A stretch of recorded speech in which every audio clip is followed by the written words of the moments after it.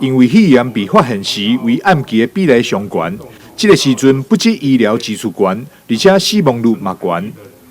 在立法委员林俊宪以及立法院后生会肺腺癌防治委员会倡议之下，总共要一揽市10间病院，在1100年到111年期间，将会提供2745个低剂量电脑断层肺炎筛检名额为市民服务。它死亡率重症率已经是国人10大癌症之首了。所以呢，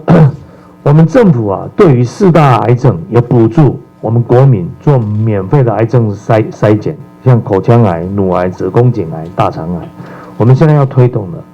就是要把肺癌的这种早期的检验也纳为第5项的癌筛来保护我们国人健康。肺癌就是发现的时候大部分都第5期，第4期都第4期。第4期差不多第1期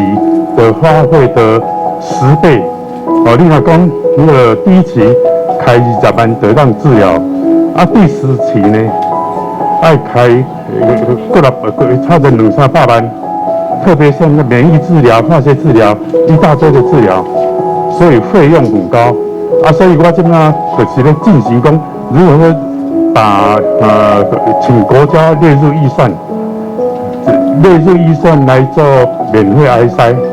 这10间病院包含基美病院、基美柳营病院、安南病院、卫生福利部成营病院、永总台南分院、台南市立病院、台南成老病院、麻豆成老病院、过综合病院以及成大病院等。市长黄伟哲也感谢这些病院以及后生基金会支援和协助。这低剂量的这个断层扫描，那我们很期待，很谢谢